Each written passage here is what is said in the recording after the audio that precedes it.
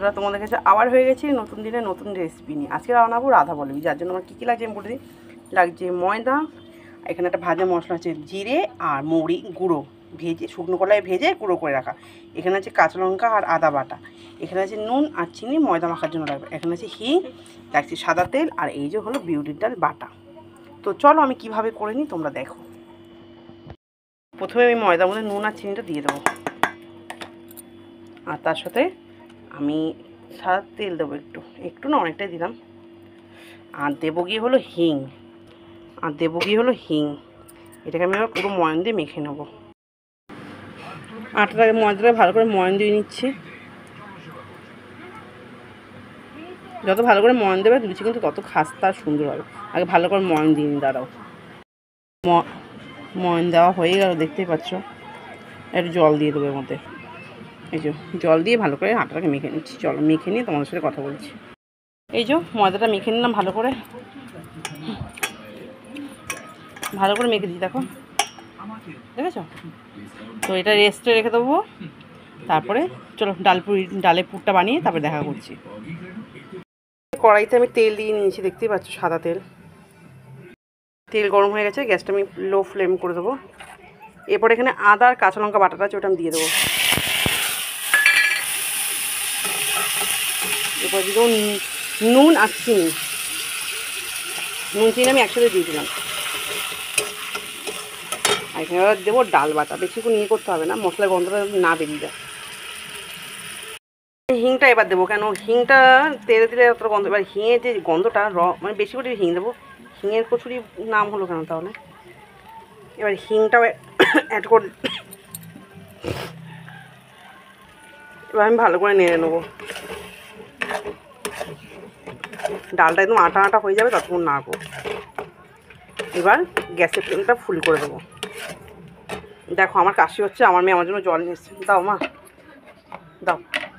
এবার আমি মধ্যে কী বলে মৌরি আর জিরে যেটা ভেজে গুঁড়ো করে রেখেছি সেটাও দিয়ে দেবো।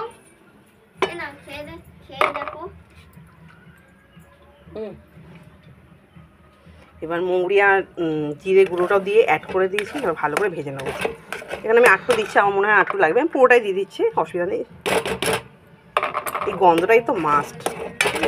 এটা ভালো করে আমি নাড়িয়ে নিচ্ছি, এটা মিশিয়ে নিয়ে তোমাদের দেখাচ্ছি। গ্যাস আটা আটা হয়ে গেছে, এবার আমি গ্যাসটা বন্ধ করে দিচ্ছি। দেখতে পাচ্ছ কি সুন্দর হয়েছে। ঠিক আছে, হোক এটা ঠান্ডা হোক, তারপরে আমি নামিয়ে নেবো। রাধা বল্লভী হবে, তার সাথে কিছু খাওয়ার জন্য হবে না, তাই জন্য এই ছোলার ডালটা করলাম। ফুল রেসিপিটা দিতে পারলাম না, তার জন্য সরি। গরম হয়ে যাবে, রাধা বল্লভীটা ছেড়ে দিচ্ছি।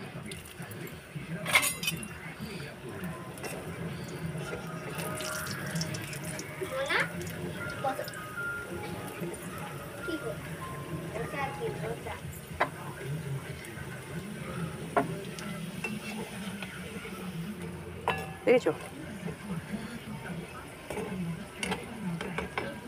হালকা হালকা করে পেস্ট করবে, দেখো ফুলে যাবে। দেখো কি সুন্দর ফুলে যাচ্ছে। এটা হয়ে গেছে, আমি তুলে নিচ্ছি।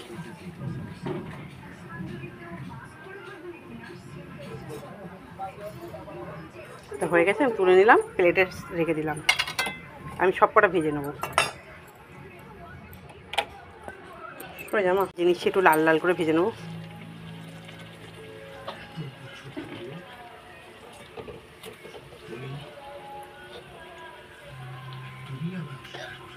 চল খেয়ে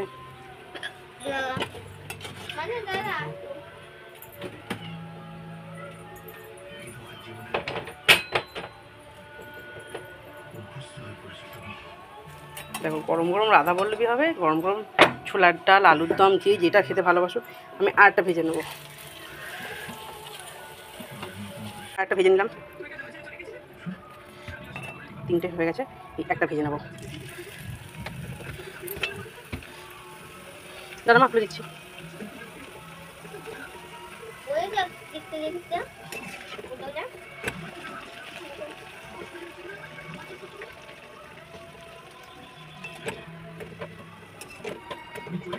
লাল লাল করে ভেজে নেবে। দাদা বলবে না একটু মানে টাইম নিয়ে ভাজবে, মানে একদম পুড়িয়ে ফেলবে না, একটু লাল হবে, ময়দার ভিতরে তো পুর থাকে, পুরটা তো একটু ভাজা হয়ে যায়, সেই জন্য। না তুলে নিচ্ছি, এটাও ভাজা হয়ে গেলে এটাও তুলে নিলাম। হয়ে গেল আমার রাধা পল্লবী, পুরো প্লেটিংটা করে দেখাচ্ছি। রেডি আমার রাধা পল্লবী। আর এখানে আছে ছোলার ডাল। ছোলার ডালের রেসিপিটা আমি দিয়ে দিয়েছি এই ভিডিওর মধ্যেই। রাধা পল্লবীর সাথে যে যেটা পারো, পনির, ছোলার ডাল, আলুর দম, ঘুগনি, চানা, যার যেটা ভালো লাগে।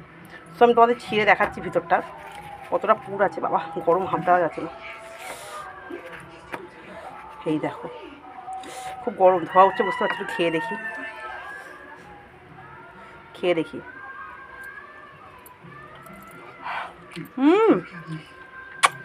অসম।